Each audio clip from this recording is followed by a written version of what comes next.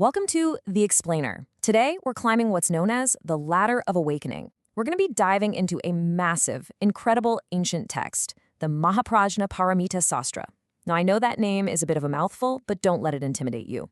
What we're actually doing here is taking deeply profound ancient philosophy and transforming it into highly actionable, everyday inner peace. We're going to explore 8 specific focal points or recollections. Think of them as ancient mental workouts designed thousands of years ago to train your mind, clear out anxiety, and reveal a truly vibrant, compassionate way of living. Let's get right into it. Okay, taking a quick look at our agenda for today. We'll start off with Dharma and Sangha, move right into precepts and generosity, explore heavens and breath, and then wrap it all up with death and the Bodhisattva path. So, Section 1, Dharma and Sangha Guidance, the anchors of our spiritual journey. Before we can really start climbing this ladder, we need a stable base, right? The text defines the Dharma through what are called the 3 undeniable seals. These are the fundamental truths of impermanence, non-self, and nirvana. It basically teaches us that absolutely everything in our world is constantly changing. Literally nothing stays the same. And because everything is just a product of shifting conditions, there's no fixed, permanent self.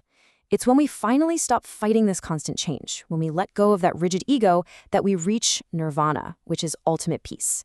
And the text makes a strong argument here. Understanding these 3 seals isn't just some intellectual exercise. It is the exact thing that sets us free. The text describes this realization so beautifully. It says it's, quote, like a person suffering from great heat, entering a cool pool, cold and clear, with no more heat or distress. I mean, just think about the burning anxieties, the endless desires, the constant conflicts of our daily lives. Truly internalizing the Dharma provides this immediate, cooling relief from all that relentless heat. It's an instant shift from pure exhaustion to profound relief. Now, the good news is, as we navigate this path, we aren't alone. We have the Sangha, our true companions and guides. But the text gives us a pretty strong warning here. Do not judge these guides by their physical appearances. There's this fascinating, almost magical parable about an arrogant donor. He wanted to host a grand feast, but he flat out refused to invite the young novice monks. He just assumed, lack of age meant lack of wisdom. Well, to teach him a lesson, these powerful young novices use their spiritual abilities to miraculously transform into incredibly old men with snow-white hair and deep wrinkles. The donor, of course, enthusiastically welcomed them in, only to watch them instantly snap right back into their youthful forms. It's a brilliant visual, and the lesson hits hard. True spiritual guides are measured by their wisdom, not their age or what they look like. Just as a tiny spark of fire can burn down an entire mountain, a young novice can possess immense, life-changing power.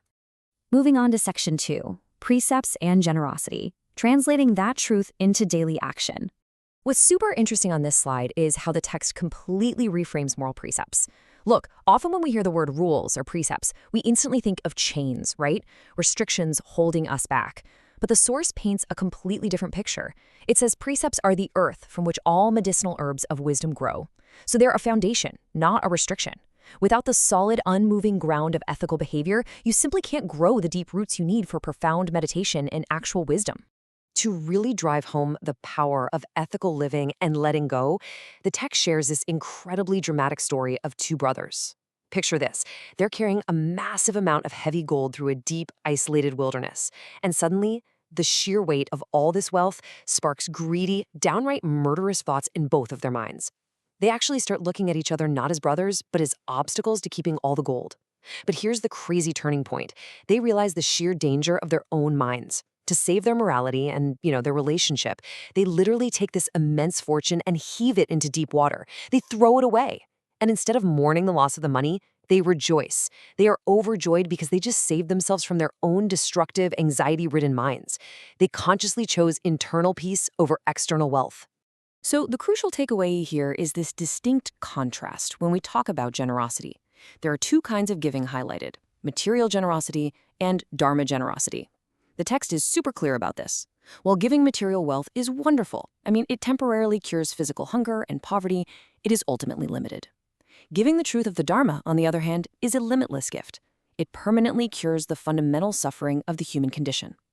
Put simply, material giving saves the body for a day, but Dharma giving saves the mind for eternity. All right, Section 3, Heavens and Breath, elevating and grounding the mind. First up in this section, we have the recollection of the heavens. By reflecting on the celestial rewards of good karma, the pure, joyful states of existence that come from living ethically, we find incredible inspiration. It's a great reminder that our good actions have beautiful consequences. However, the text adds a really brilliant caveat. We use this vision to inspire us to act kindly, yes, but we absolutely must remember that even these heavenly states are temporary. We're using the thought of heaven as a motivational tool, but our ultimate goal isn't to just get stuck there, it's ultimate liberation. And to balance out that lofty celestial focus, we bring our attention right back down to Earth, to the most fundamental thing we have, our breath. The source uses this gorgeous metaphor. It says that just as a sudden, heavy rain instantly settles a massive cloud of flying dust, focusing on the breath immediately extinguishes chaotic wandering thoughts. When your mind is just a storm of anxieties, the simple, rhythmic focus on the air entering and leaving your body literally washes away those mental distractions. It keeps you firmly grounded in reality. And finally, Section 4, Death and the Bodhisattva Path, the ultimate confrontation. There is a deeply profound dialogue in the text where the Buddha is questioning his monks about how they practice the recollection of death. He asks them, basically, how long do you expect to live? One monk steps up and says he practices by not expecting to live past 7 years. The Buddha replies, you are careless and lazy. Another says 7 months. The Buddha says, still lazy.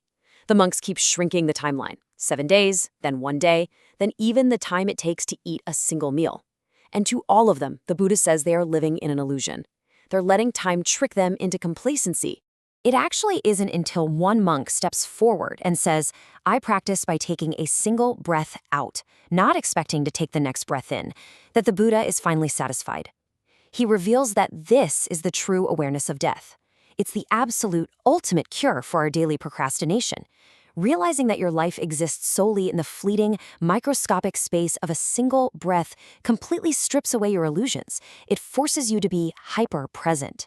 Facing this stark, uncompromising reality of our fleeting breath, the text contrasts two distinct spiritual paths. On the top row, we have the Shravaka path, where the focus is entirely on personal liberation. It's about using this sense of urgency to quickly escape the cycle of aging, sickness, and death just for oneself. But the text elevates the Bodhisattva path. You see, the Bodhisattva uses this terrifying, urgent awareness of mortality not to flee in fear, but to double down on universal compassion. Knowing time is so impossibly short, the Bodhisattva tirelessly seeks ultimate wisdom for the sake of liberating absolutely everyone else. We're going to leave you with a final, provocative thought to take with you today. The ladder of awakening teaches us that our entire life, our entire existence, is contained within the brief span of a single exhalation. If that's true, if you are absolutely not guaranteed the breath after this one, what will you choose to do right now? How will you use this current breath to benefit the world? Think about that, and we'll see you next time on The Explainer.